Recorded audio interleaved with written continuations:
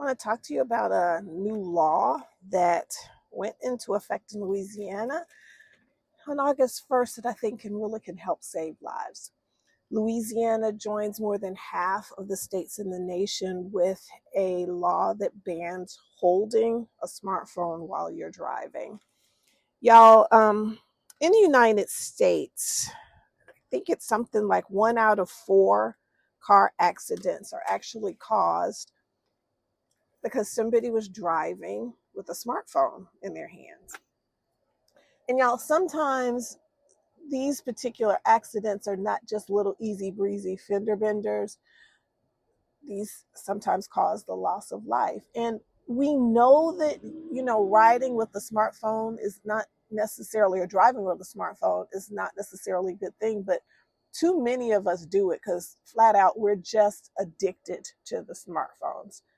So I want to take a moment really quickly to just kind of break down on why smartphone usage while we're driving is such a really horrible type of distracted driving. There are 3 modes of distracted driving. First is manual distraction, and that happens just because our hands are not on the wheel.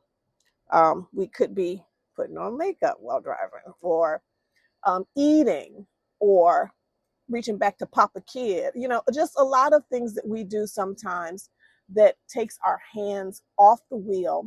That is manual distraction. Then there's visual distraction. That's when we're looking away. Maybe we're looking at the GPS intently, or we're looking at a person that we're talking to in the car while we're driving.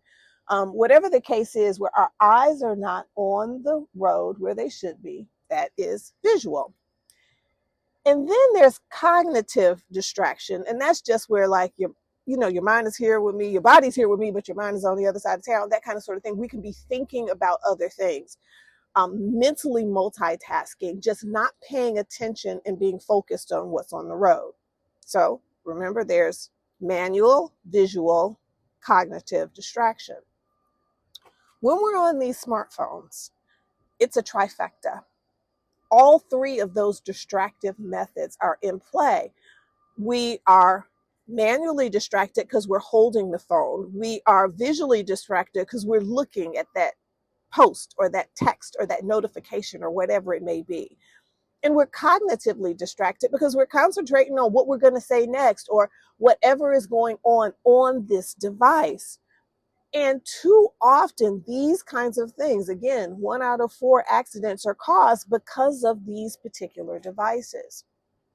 Well, to kind of help, as I mentioned a little bit earlier, Louisiana joins, I think there are like 31, 32 states in the union that now ban using or holding a smartphone when you are actually operating a car.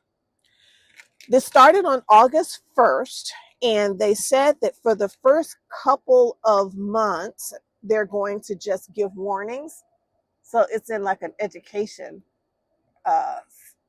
period to let people know about the law and that we need to put these ding dang phones down.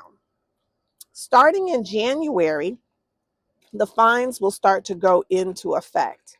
And the amount of the fines will really vary based upon where you are. And they already let us know that if you're in like a high risk area, school zones, construction areas, things like that, the rates can start for first offense at about $250. And that kicks in on January 1st. But y'all, beyond the letter of the law, and I know that, I for one sometimes do need that extra, incentive to do what's right. But beyond the letter of the law, we have to really think about the spirit of the law, and that it is a spiritual principle that we have to have enough love and concern, not only for ourselves and our passengers, but for other people on the road, to not do things that we know are just not safe, right? So that phone call, that text, that notification, My mama used to always say, those are requests for my attention, not demands. My mama didn't play. And these things can wait. So put those cell phones down, talk to them later. If that's not possible, get yourself a mounted device so it's not in your hand and at least not all three of those elements are involved with your driving. Or just pull over and take that call on the side of the road or when you're stopped. There are other ways that we can be safer with these smartphones. Y'all, it's TempleCare. I'm Nettie Johnson, health educator and self-care strategist. Check back for other tips to help us to live and be well. Take care. God bless. Be well. Bye-bye.